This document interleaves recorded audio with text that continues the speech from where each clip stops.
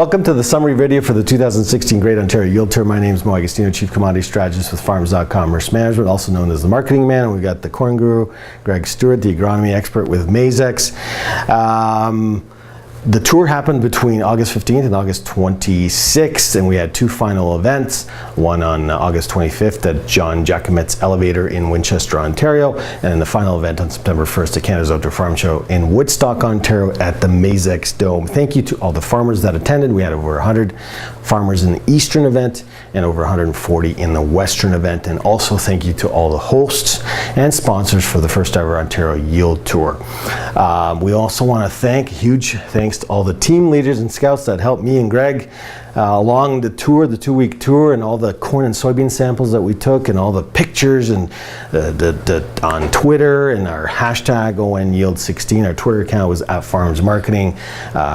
Well done job, over 891 samples of corn and beans.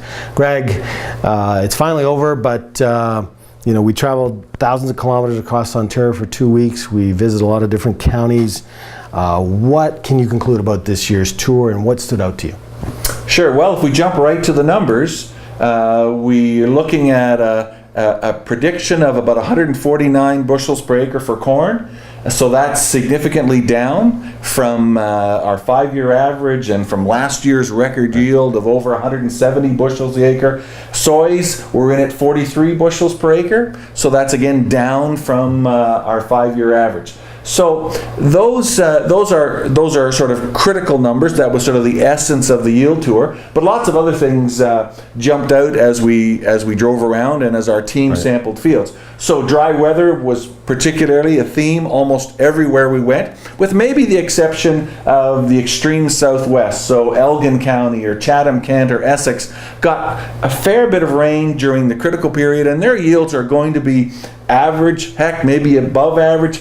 But if we move west, or if we move east from there, we get into areas that had less than 50% of their average July rainfall. Niagara was really tough, Prince Edward County really tough, and so we start to come into yield expectations for those regions or those counties, which were again significantly below 5-year averages, or where we'd like to see them if you're particularly thinking about the growers in those areas. Now, along the tour, we also noticed that corn population was down as well as kernels.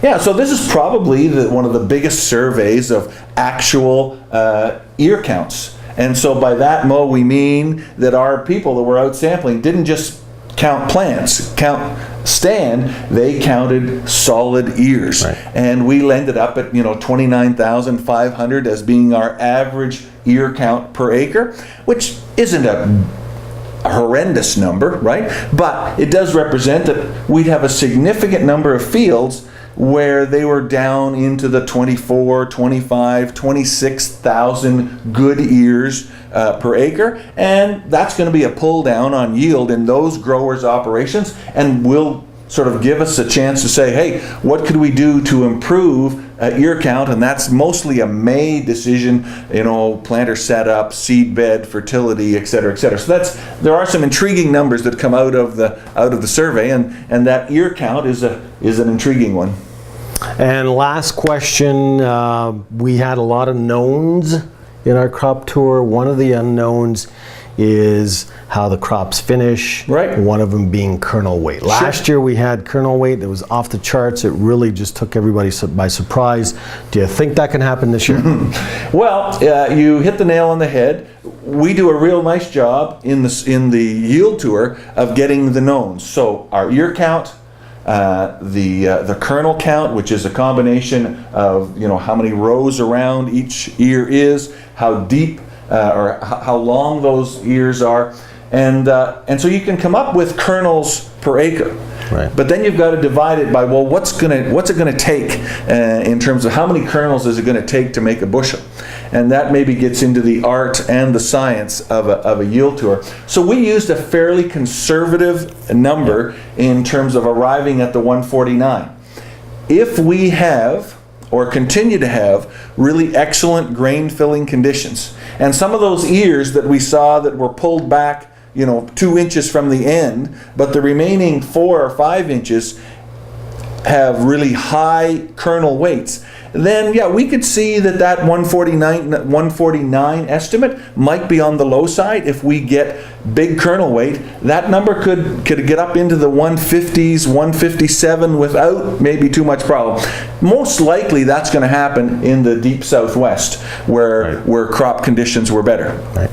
Now, if you want to know more about how this yield tour is going to impact your local prices, what impact can it have on basis, try an 8-week free trial of our commodity email text marketing program, and get our special report, the 2016 Great Ontario Yield Tour Summary, Results, and New Game Plan. Or just call me, yours truly, Mo Agostino, at 519-871-2134. Again, thank you to all the farmers who've been watching from the sidelines, using our hashtag ONYield16 and following us on Twitter at Farms Marketing. I want to thank all the hosts, which include Farms.com Risk Management, Farms.com, Alpine Mazex, and Canada's Outdoor Farm Show, as well as all the platinum sponsors, which include John Deere, Case IH, Greenfield, Southwest Ag Veritas, and Palmerston Grain. Our silver sponsors include Michelin Tirecraft, Better Farming, Bronze, Collins Barrows, Penta, and our contributors, Devron, UAS, and Win Innovations. Until next year, make it a safe 16 harvest.